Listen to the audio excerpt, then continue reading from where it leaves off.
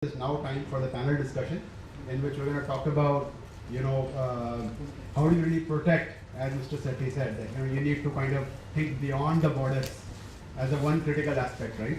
So how do you really protect such a borderless organization from advanced security threats? And that's exactly what our topic is. So while we're setting up, if there are any questions for Mr. Sethi, you could please take them. You can ask them now. So if there are no questions, I'm going to invite our panel members on stage, and it's my pleasure to invite. We have a very illustrious panel, a lot of experience in many of these areas that Mr. Sethi talked about. So we're going to discuss that in more detail today in the panel. So Mr. Anil Jha, who's the Senior Technical Director at NIC, may I request you to please come on stage. Can we please welcome with a big round of applause. Mr. Sanjeev Jain, who's the Group CIO for Krishna Group, and Mr. Praveen Sanger, CEO ETEK International.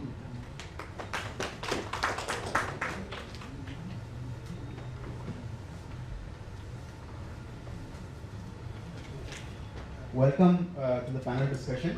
I think one thing that we are all very much is that the pandemic has forced a work from anywhere culture on all of us, right? Whether we like it or not, right? And we're working anywhere, any device. It's not just about working from anywhere, but it's multiple devices also. So, as Mr. Sethi talked about, and in some of the clippings that he shared, so many bad actors, exploiting more and more vulnerabilities that are coming in various types of devices.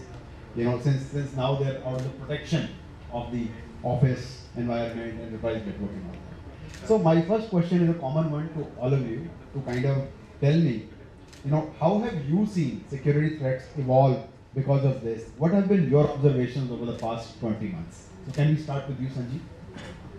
Okay, good evening everybody. And I think so, welcome to the first event of, on-ground event rather I should say. And I hope we all are safe and we will remain safe so that we can have more physical events like this and have that discussion. Taking into the question from Anil, what he was saying, that I think so in the last 20 months, the digital transformation has really accelerated the way we never thought of it. The pandemic really taught us a lesson that the IT projects which we were doing, I think so, and the things which were moving at a pace of a tortoise, I would say, has really gone to the pace which has really crossed the limits of the here also. So the things that when these things were done, I think, and all these things were done in such a hurry, as Sethi was talking about. Everybody was just running around the thing that, okay, let me digitize and digitalize everything, whatever I can do now, because I have a lot of free time, my people are free to for things to do. And I think so in this agitated mood, we have really gone for the digital things in such a big way that a lot of security things were left behind while doing so. Yes, the IT really got a boom out of it. IT has been, who was basically I would say, a department which was being taken as a support department to a lot of the manufacturing department companies, had turned out to be an IT strategy thing, and it was part of the board meetings also in some other companies after the pandemic has really come.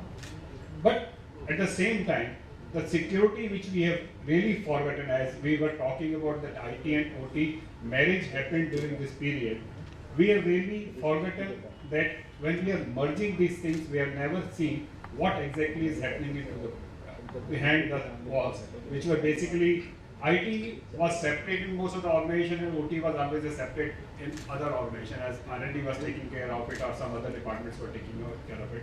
And both these departments were never even talking to each other when we really wanted to do anything. Whenever you go to an OT guy and you tell him that I want to do something on security, he will say, no, I don't have a time, I cannot put my systems down even for taking the things, how it is working. So it was a major challenge, and I think so this particular thing is going on. And I think as we have seen a lot of cases happening, that a lot of breaches happen, we really need to work on the security, and it is a scare as of now for whosoever has really started a journey on OT, and we really need to work hard on that security part. Thank you, Sanjeev. Anil, your views? Thank you, CMR and ETEK for inviting me for this. Thank you, Mr. Anil. So, NIC has, or Government of India has also done a lot in this because instantly it has to move all the things to work from home category. So it was not an easy job. So NIC has done a lot of work to bring this work from home culture because provisioning all those things, cloud and all those software, hardware, all those things that are required. So NIC has also started the large scale adoption of video conferencing for meeting and other things. And obviously e-office, it has moved e-office to the cloud. And all the staffs are using VPN and all the security things to access the network and the application and the device.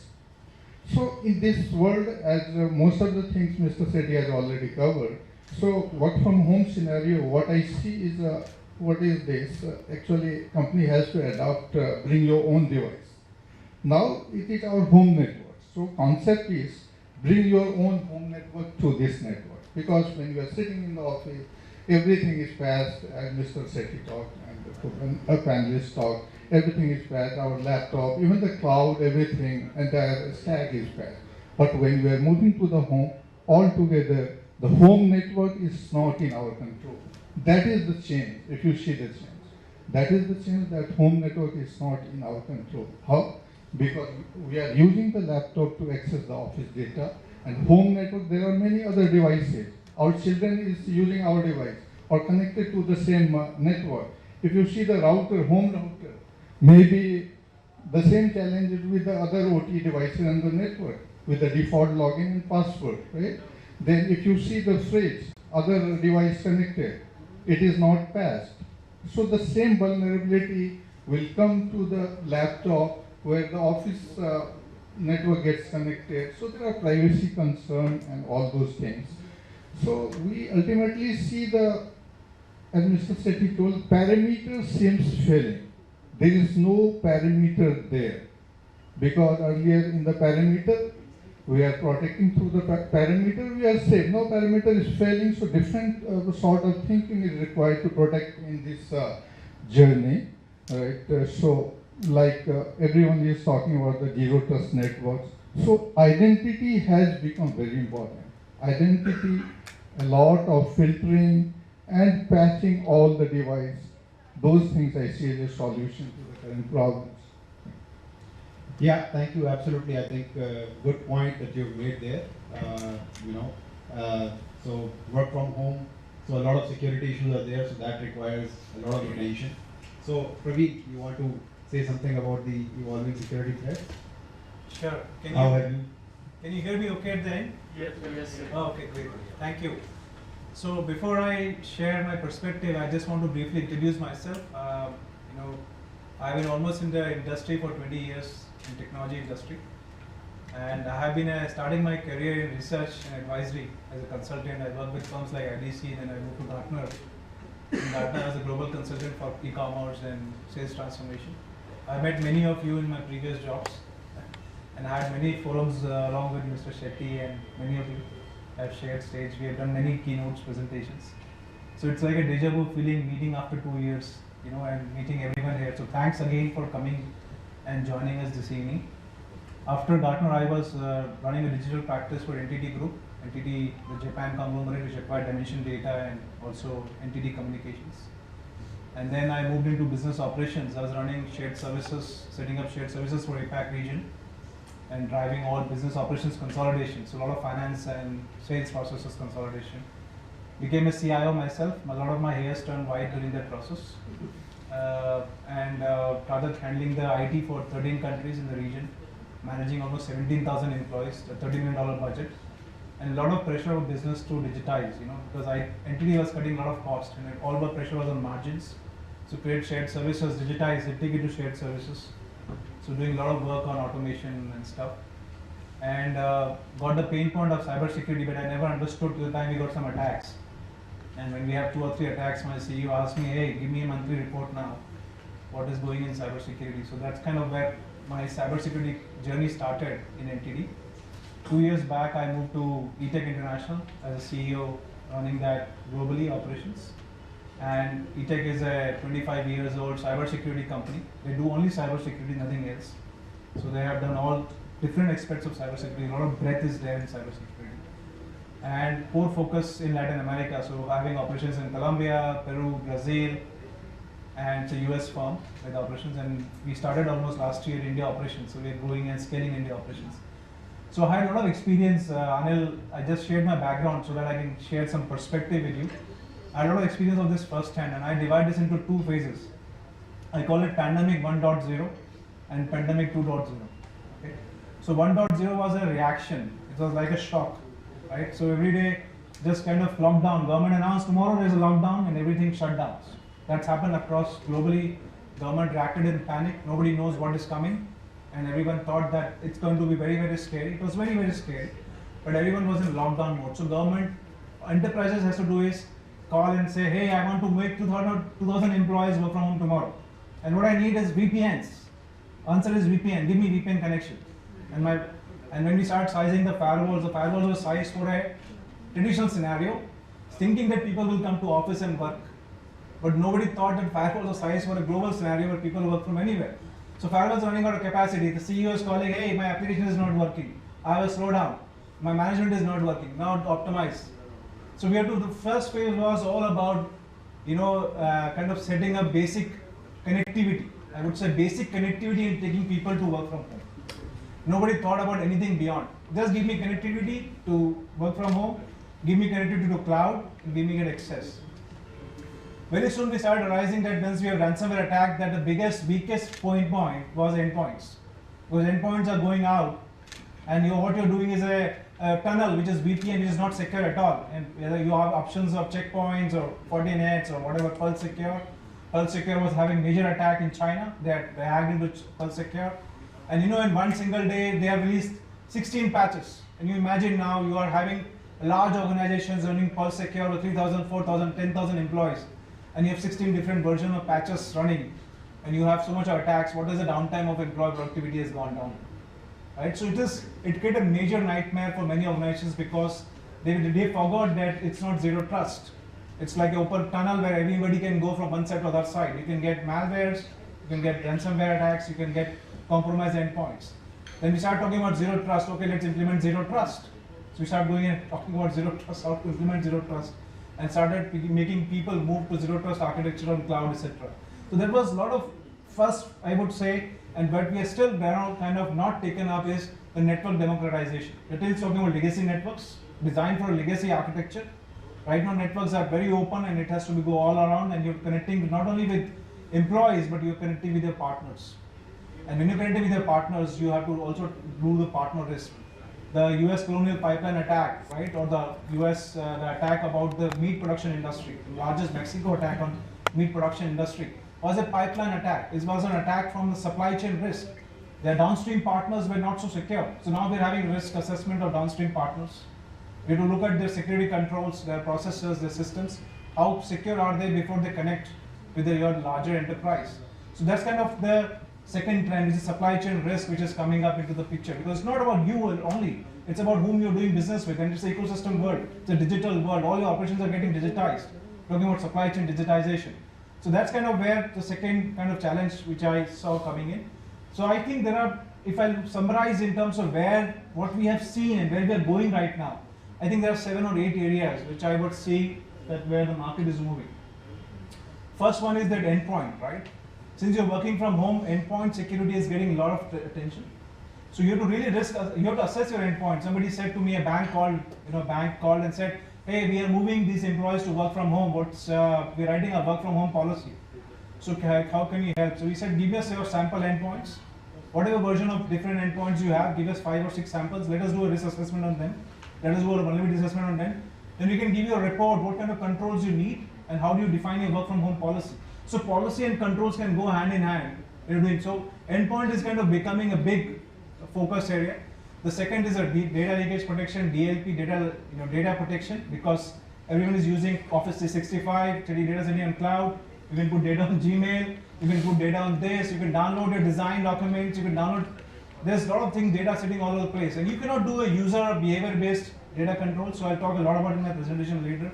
So there is a DLP and data protection is coming up, big time. The third area is cloud. I think cloud is, as Mr. Shetty said, and you were saying about cloud.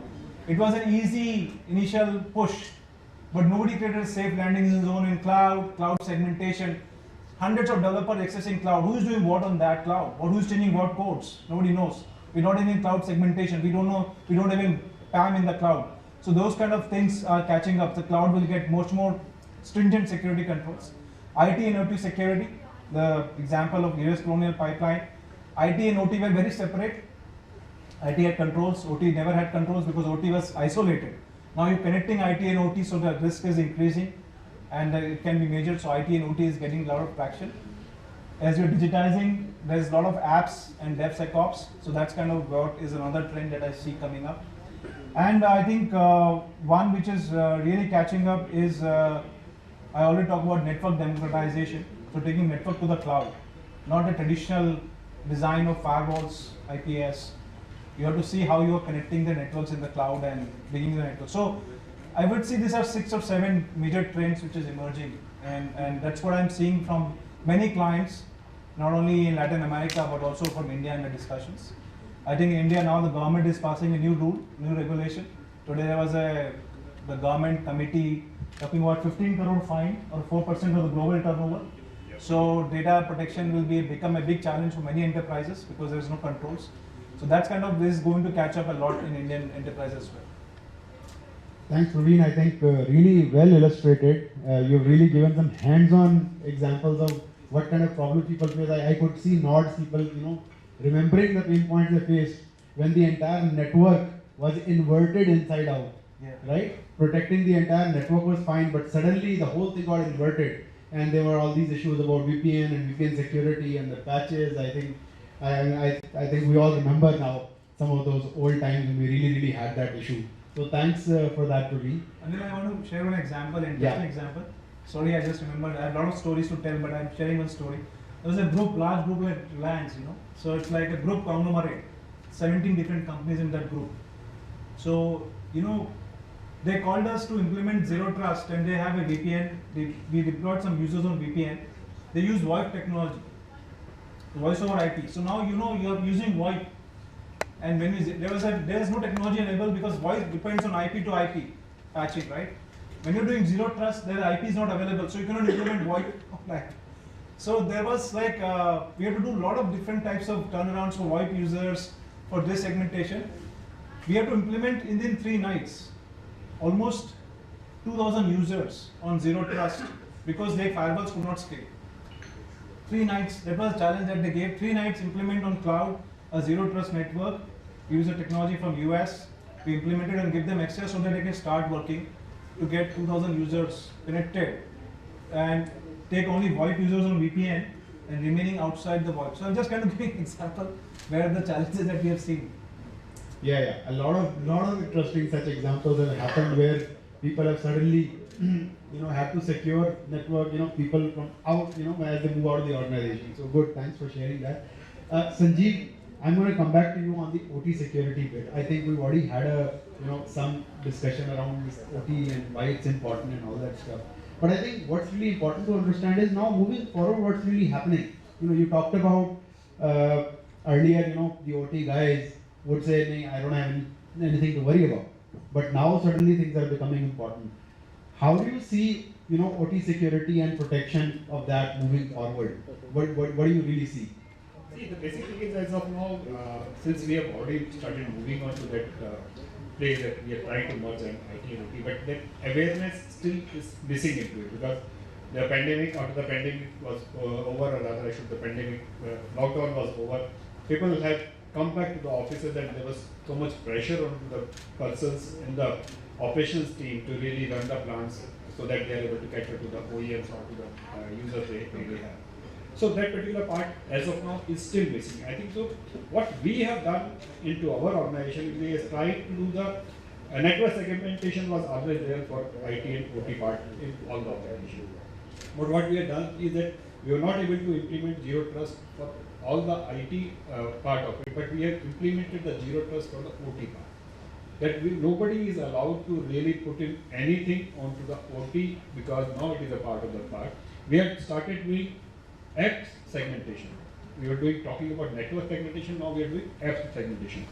Anything which is being running onto those particular applications or running onto that OT part, we are seeing that what all can be patched and what all cannot be patched, because they are, as Teresa was talking about 5 years thing, but I would say the systems in OT are there for the last 20 years also. The SCADA system which are there, they are lying over here for 20 years, and for 20 years no OS or anything has been patched on that particular thing.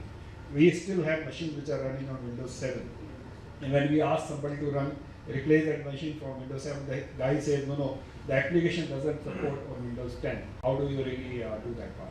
So what we started doing, that we started doing the segmentation of those particular part also. Segment that out so that until and unless there is a bare need for getting into the system at that particular moment, and isolate that particular network from all the systems, put in the things only for a limited period with the network internet access on that particular part, because once the machine are down, there were travel restrictions where people were wanting the things to put on internet and then do a remote control and all other things. But generally what used to happen is that, okay, once the internet was pushed onto that machine, that was never removed from there, and that people used to continue that particular. But with the zero trust implementation of this particular thing, we have been very particular that particular machine has to be given internet for that particular access time only, and after that it has to be removed, and that machine needs to be scanned before we put onto that part.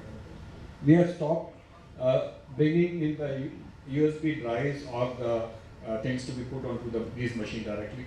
Even if something has to be brought in, we take the USB drive of that particular person, we move only that particular application to our own USB drive, and then we use it, because that particular software might not be affected, but there is a hidden software lying onto that USB device or the USB pen drive, whatever we are putting. So that might not get into that particular thing. So that is the things we have done. We are also seeing that with the time permits, we are trying to see how we can test on sandboxing mode. Do take one particular machine and see if we are upgrading that particular OS on that particular machine, how does that things react. Because there are certain organizations who have really died out in this phase of that particular machine was supplied by somebody, that particular model has been stopped, the things are not coming up. So those are the things which we are taking care into it, and going forward it has been put a mandate that anything which is going to be put onto OT, which has to be which is going to have an IP, has to be first approved by the IT team, then only it can get into the system. Because previously, OT part nobody was taking, IT was not even aware. Because when we just started doing this particular asset inventory of the OT part, even the teams in the operation side were not even aware that this particular items are lying into my inventory, and whether they had an IP, whether it has been ever looked into it. So we did the complete inventory of our OT part of it, and then made it a mandate that nothing can be put into the OT part without the access controls and everything we put into here. So these are some steps what we are going to do as of now, and going forward I think so we need to be very cautious, and when we put into the things, zero trust has to be implemented, as everybody was talking about zero trust has to be done over there. I think so we need to have the AI and ML part also really being put into it, as Satira was talking about. Sometimes these attacks doesn't come onto a regular day. You might find that 5 days off is coming during a Diwali festival or something. Those attacks happen generally, these ransomware attacks or things on OT front, they happen during that period when the things are not being monitored. And then it becomes very difficult sometimes to really see how exactly things are going. I think so AI and machine learning has to be a part of all these OT things also, so that we can monitor the network sitting at anywhere and see what exactly the things is happening into its system, and then remedial action can be taken immediately. Yeah, thanks. I think very relevant points again on how do you really look at OT security currently. Considering that you've got 20-year-old systems in a manufacturing setup, will probably are not patched, and probably even the software for patching may not even be available. So at that time, how do you really keep them safe while you're having connectivity from the normal network? So good, zero trust on OT is a very, very interesting concept. So thank you for sharing that. Anil, I think, one more aspect that Mr. Sethi referred to was DevSecOps, right? And if we look at due to the rapid digitalization, first it was DevOps, agile development and all that, they kind of became key requirements, right, for developing a lot of software. But now, given all these security threats, DevSecOps suddenly has become extremely important. So tell us, about that and importance of following some of the DevSecOps practices while building apps, and how have really new security threats impacted the overall software development lifecycle now, and now is it really important to kind of build security right at the time of developing the application? So what are some of your views? If you see the way DevOps and Agile development came, because it was the business requirement at that time. Because everything happens for the business and business always wins, right? So because the business was facing problem, system was running down, and Dev and Ops were not aligned to solve the business problems. That's why it came. And more than this, the business wanted the development of features and all those things at a very fast pace. So before talking DevSecOps, we have to understand DevOps. And many of the experts also say that if there is nothing like DevSecOps, it means you are not doing DevOps right. Because what is DevOps? Developing at a fast pace with a quality. And what is security? Security is also one of the quality attributes. So in the DevOps journey, actually security was left behind. So if we summarize DevOps fundamentals in 3 steps, the first step is the fast pace, development at fast pace, from development to operation to deployment or monitoring, whatever. And this happens how you are going to assign, because if you assign too much work to your development team, the things will not go well. So you have to properly see work limits and all. Second point in the DevOps is fast flow of feedback from the operation to the development. Because DevOps or DevSecOps, there is a lot of role for feedback to play. Because at every stage, if you give the feedback, the process will get improved, right? And third step is about building the culture. Building the culture and doing a lot of awareness training and all, and giving developers a lot of tools, maybe security tools, and about culture we'll talk. And when some problem comes, whether you are doing the post-mortem of the situation positively, or you are doing the blame game. That is another thing that we will have to see. We should encourage the developer to do innovative things and things like that. So that is DevOps. And DevSecOps is just the injection of security into DevOps. Right? And it is all about why DevSecOps come, because if you see in our organization, there are many projects, and developers in thousands. But in our security group, we are only 20. If you count all the outsourced people, we have say 50 people. And it is not possible to look into the security of all those applications. So what is the way forward? Only to delegate and create champions across the groups. So DevSecOps is about the developer empowerment, giving developers the right kind of tools so that they can say the security code scanning tools, so that in the ID itself they can scan the software and see what are the vulnerabilities, and they can fix there. They can run the black box tool by running, so that such issues will not come in the operation, right? Another thing very important is that we should never forget, and a lot of stress the industry is giving into the visibility. Is developer running from the operation failures or operation logs? Whenever some incident happens, when the breach meeting happens, do you call your developers so that they will learn what mistake has happened, and the same fixing they can learn and do into the software?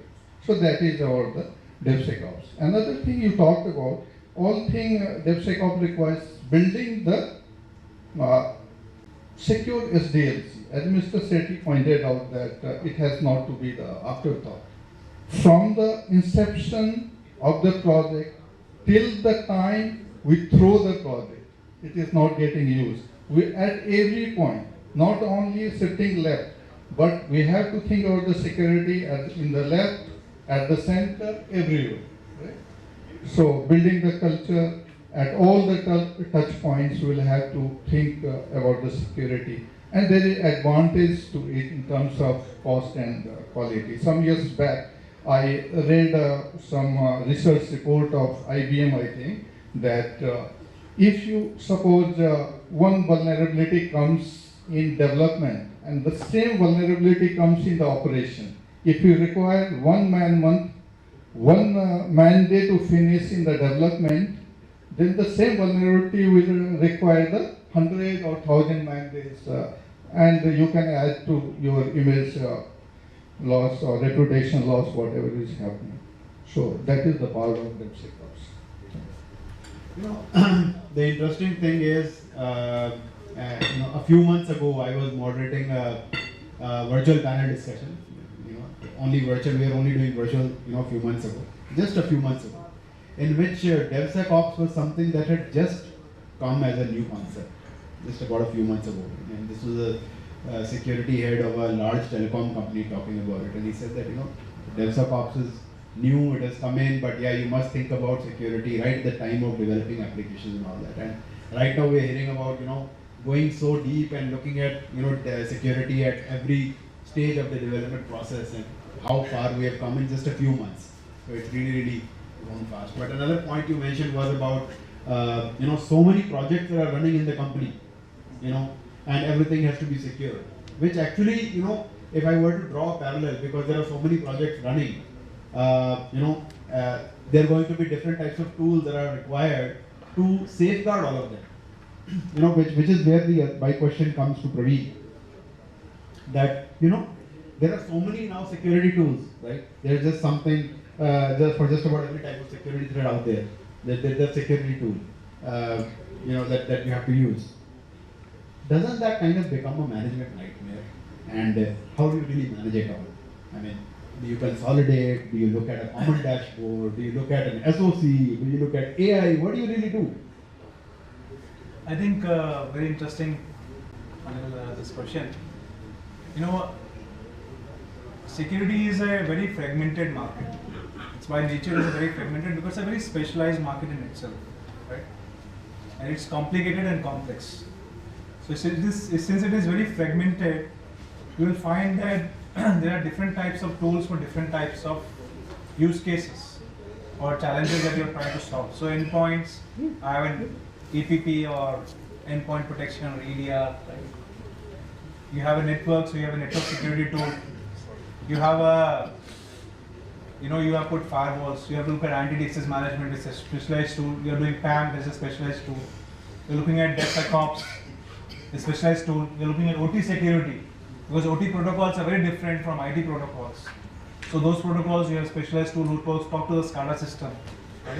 And understand those SCADA systems protocols and bring that, or other specialized protocols and bring that insights. So it's a very fragmented market by nature. By nature is kind of very fragmented. But the challenge for C-level and the challenge for CIOs is that, one is that how they can consolidate and look for one single solution meeting different types of requirements. And that's where you have to kind of make a call that what is the risk I can assume and how much I can compromise, and what is the critical risk for me to cover, instead of putting multiple tools to cover everything. So that is one where we are making a lot of recommendations to clients, that how we can control, how we can bring single technology which can take care of 2 or 3 different technology requirements and consolidate. So second is, it's like what happened in the ERP world. You remember in the ERP world and the CRM world, there was multiple different technologies. And the CIO said, I will make one platform play and I'll go to one single platform. So like I'll go to a Force.com or Salesforce, you know, and in Force.com I'll consolidate Sales Cloud, Service Cloud, Marketing Cloud. I'll consolidate this. I'll have one single ERP, take care of multiple things. I'll not go into 2 or 3 tier SAP, or, you know, one second tier I'm running Ramco, and third tier I'm running, you know, some other ERP. I'll consolidate to one single platform. So organizations make platform choices. So the second thing that organizations are doing is like looking at Microsoft as more strategic partners and saying I will consolidate around Microsoft stack or I can go around this stack. So that kind of the second thing which is happening in cybersecurity. The third challenge which is happening, which is the pain point which I also had when I was a CIO and I shared this story, that every time somebody asked me to present every month a cybersecurity report, what I was taking is a vulnerability report, a Qualys report, and a CrowdStrike report, and a report from my Cisco umbrella, and say, okay, I have level 4, level 5 vulnerability so much, 11,000 this month. I have done patching of 7,000, 4,000 remaining. And my C-level says, CEO says, okay, what should I do with this report? Because there was no business contextualization of cybersecurity. There was no mapping of risk and saying, okay, for this kind of risk, what tools or investments I need to make, and when I collect the data from different technologies, correlate that to that risk and go and present to the business. Okay, these are risks that you have. This is a high impact risk. This is a low impact risk. This is a dollar value of this risk, and this is what I protected. I've given you so many critical assets. This critical assets I'm protecting. So many attacks I'm preventing. This is the dollar impact that I'm giving from cybersecurity. That is missing, and that's kind of what something is required. And I'll talk a little bit about what we built as ETEK Insights. I'll talk a little bit about that, kind of where we are investing a lot more of our time to develop that business scorecard. The fourth area which I feel which is very important is to look for, security is a gradual journey. You cannot jump in security. You cannot say tomorrow I'll be 100% secure. It's a journey, so you have to see what is my critical, what Anil was saying. It's kind of look at my core assets, asset segmentation, identify my core assets. First, let me cover my core assets and secure them.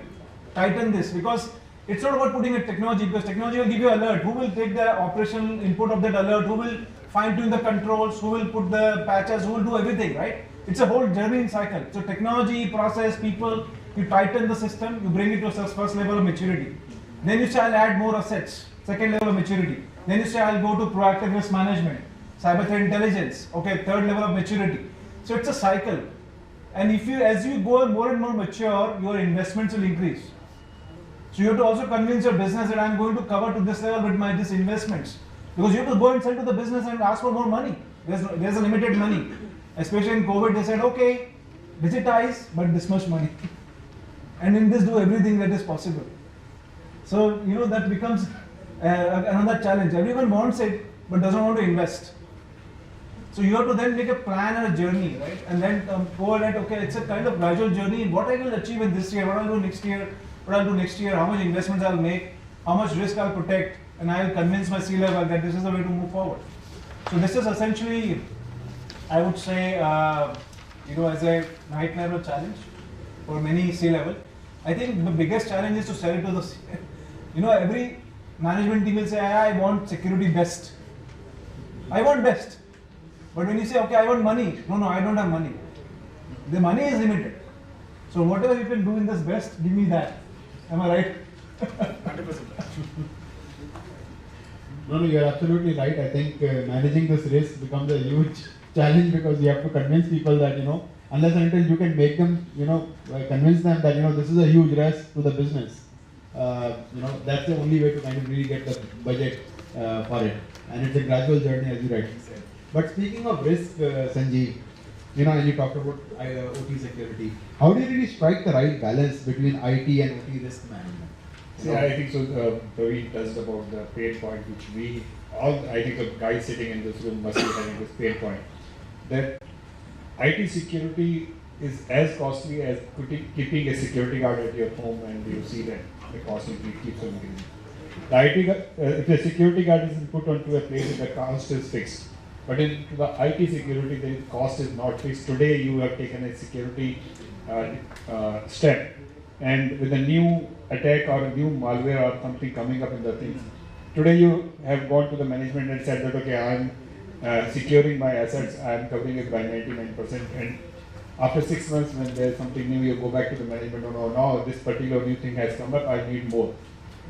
Then the stock is not there. The basic problem becomes is that how do you really strike a balance between two of the things and see how exactly we can protect the investment of the organization also, and have to see that how exactly we do. What we have done, as I was just talking about, that we also had this problem that when pandemic was there, automobile industry I belong to was in the worst affected organization companies. The pressure was there to cut down on the cost because 6 months period there was no sale into the thing, but the salaries were paid and every other expenses were going on. The digitization was being on the sphere that we were doing a lot of digitization, but the other fear we were having in mind was that how do we secure that particular part? Then we sat along with our teams from the OT side, and then we took a decision that let's at least put the asset inventory first in place, then start your trust implementation over there and see how exactly we upgraded wherever there was a possibility of putting a security patch or any antivirus software can be put over there. We try to do that. So we, as Praveen was talking about, we have to have a layered approach. I think so. We were talking about infrastructure architecture killed it. We need to go into a security architecture also and see how we have to graduate from one level to the next level and to the next level. Because today, whatever you purchase doesn't give you a guarantee that it will, no attack will be there. Everybody will say, I am giving you 5 nines. I mean, whenever there is an attack, that attack is always into that 0.0001 place when we talk about. And you cannot go back to your management and say that, okay, I have put that thing and that. So what you are doing, you are just reducing the risk.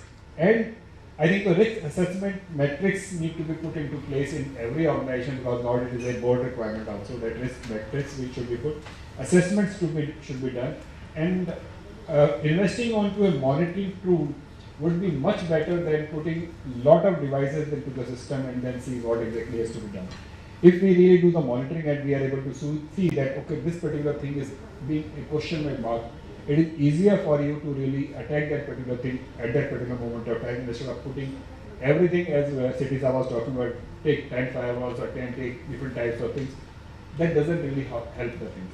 So I think so, putting into a better system for monitoring your assets, what actions are happening, involve experts from there. You cannot be the expert on security always. You need to outsource certain things to somebody who is an expert on that thing, so that you are able to cut down onto the cost also, and you get the better results from security content. So that is how we are doing as of now, trying to contain the cost and see that our assets are also secure. Thank you. I think good point. Risk assessment framework is really, really important. This is how you should really go about looking at balancing the security. Let me move into another very interesting area, that of API security. Right? I think, Anil, for you, nowadays APIs are, very commonly used. And, you can use them to access sensitive software functions and data. Right? Nowadays APIs are used so much. Because of that, they've also become a primary target for hackers as a result of that. So what are some of the common API security best practices? I think that's another key aspect to really look at. You have your legacy applications running in-house, you don't want to expose them, so what do? You use APIs to expose them, to pull out data from them, whatever is required. But ultimately, if attackers are going to target those APIs only, then that becomes a huge security risk. So what are some of the best practices there? I think nowadays APIs are everywhere. Whatever technology you talk, cloud or OT, IoT, whatever, the way to extract and consume data is through APIs. So APIs have become very, very important. Most of the companies expose either use API or expose their functionality and data through APIs. Even Gartner has predicted that by 2022, API will be #1 and frequent attack vector for data breach. So that is the power of API. So as I talked, if you see in the cloud, whenever your microservices and containers are running, all the communication happens through the APIs. And all the communication through, whenever you are connecting from your mobile phone to your refrigerator, it is API. So API is everywhere. And then we talk about the internal API, external API, private API, public APIs.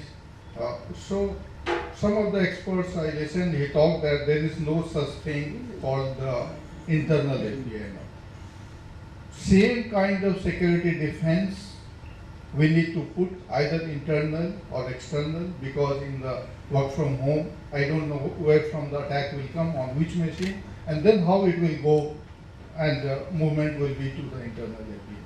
So some of the best practices are, as Mr. Sanjeev talked, that first of all, in any security, he talked about the risk management.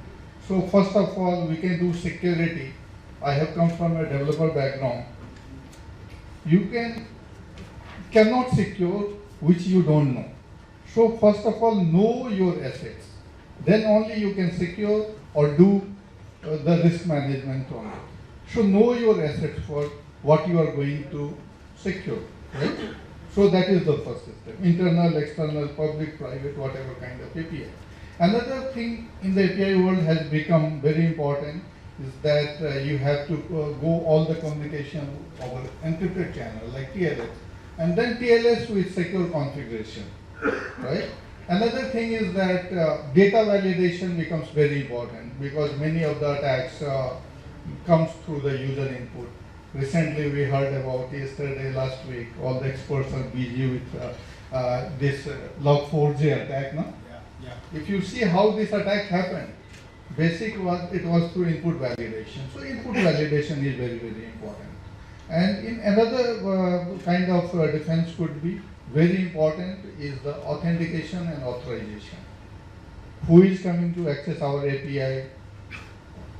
So what is the level of the data that we are trying to protect? Should we put single level of authentication or multi-factor authentication, two-factor authentication, X-factor authentication? So authentication plays a major role, be it APIs or in zero trust network or work from home. So authentication has a big role to play. Another thing is your authorization. Person has entered into our network, try to access our API. Is the person authorized enough for this kind of data? Another thing is that we should always limit, see the data, pass only data, move only data around that is required to be passed for business case. And be aware of your sensitive data, private keys, and all those things that is not required to be passed according to the regulation and all. Then follow the fundamental. Very good guidelines are there on the OWASP website for top 10, mobile top 10, API top 10, and all those things.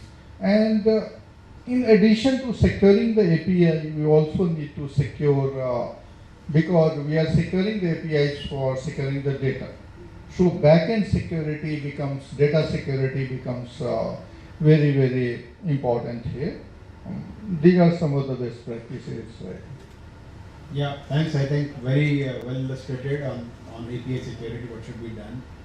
I think we are also out of time, so I'm going to ask just one last question to Praveen, and maybe you could also sum up some of the things that we've discussed. But I think one aspect that we really missed out and that's been talked about is on AI-based security, right? Now, has it really become essential, to have really AI security, given the volume of, advanced and unknown threats that are coming? So maybe you could just sum up and also talk about this, and then we will have a presentation. You had a question? No, sorry. Go ahead. No. So I think I have a little bit of a controversial view here. So okay, but I think very good. I think as Mr. Shetty also mentioned and Mr. Sanjeev also mentioned about AI, machine learning, it's very important because the volume of data is increasing. And organizations are realizing as they're collecting more data, they need to study multiple different types of patterns, and they need artificial intelligence, machine learning to understand what is going around in their environment. But there is also an approach, it can cover maybe certain parts of, and we're talking about data lake now, somebody is saying CM is dead, there are a lot of CIOs who come and say, hey, CM is dead, I don't want any more CM, right? And somebody says, no, I want to invest into data lake and I want to bring everything, I will put AI and machine learning. But how many machine learning scientists or AI scientists are there who understands cybersecurity so well? I've been trying to develop in ETEK Insights and I've worked with many AI and machine learning guys, but making them understand cybersecurity is very difficult. They understand AI and ML and different types of use cases, but making them understand cybersecurity and bring that knowledge, as we were talking about knowledge gap, it's a big, huge skill set gap in the market. So we are kind of using a lot of established platforms, AI and machine learning, like SOAR platforms, the security operations, automated response, operations automatic response. They have their own AI machine learning. So we leverage a lot of that. Our IBM has QRadar. There's a couple of AI and ML platforms. So we use a lot of their machine learning algorithms, AI. We can write some of the stuff, but there's a big skill set to develop it internally in-house, right, and leverage it. The other side is that we're talking about, as Mr. Sanjeev mentioned, about application segmentation. So we are doing a lot of work on defining who is coming in, what application he is using, and what application access he needs. So if we kind of start defining the more deterministic approach, which is essentially I'm kind of talking about, then you are going away from the pattern, because all the technology in security is all pattern based. You see certain patterns, behavior based, and you say, okay, go against this pattern, but why so many attacks are happening?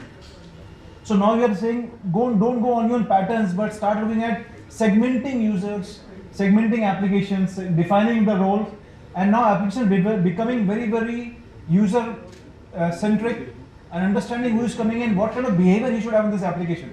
Suppose a user comes in who is a finance user, and he is logged into SAP and should only this kind of things, but he starts doing something else, then the application immediately blocks the access. So now application is becoming aware of the user, which kind of becomes not so much AI or ML pattern, but more about aware of the context and who is coming in. So this is a change. So there are two different diverse, view. One is deterministic view, one is AI and ML view. I think both will exist. We might have an aspirational that we will become very, very great by using AI and ML internally, but kind of finding those skill sets and embedding that with cybersecurity is not so easy. So we will see that it still takes some time to become mainstream. It will take some time to develop. So I think we are investing a lot more onto the proactive threat management and essentially understanding deep and dark web. I talked a little bit about that, deep dark web and surface attacks, and looking at that kind of data and going into more proactive threat management where we can use AI and ML from specialized players and not so much develop internally. It will take some time to develop internally. Thanks. I think that sums up pretty well, Praveen. And also, I think we are kind of out of time. It is time to end our conversation today. So thanks for sharing all the insights. I think it's been really a great discussion. Do we have any questions from the audience before we have a presentation after this? Is there any question? Yeah, please feel free to ask. And all the tough ones here. No questions? I think it was a very boring panel discussion, sir. It is informative. Okay. But questions may not come immediately. We'll catch Take you some up time later. to absorb and We'll catch up later. yeah. There's a lot of things to be really thought about. I think Exactly. we've had a lot of intense discussion. It needs time to digest it. It needs and time then to digest. evaluate. Right. Well, thank you so much, gentlemen. I think it's been really a very interesting discussion. And before we kind of break the panel discussion, we'd just like to present a small token of appreciation to Sanjeev and Ali. Request Praveen to do the honors. Thank you, sir. Thank you. I'm shaking hands. My sanitizer is there. We can sanitize it. So here.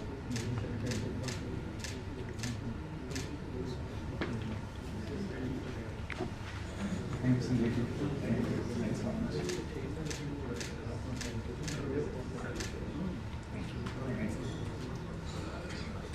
Thank you so much, Sanjeev. Thank you so much, Anil. I think it's been really a wonderful session.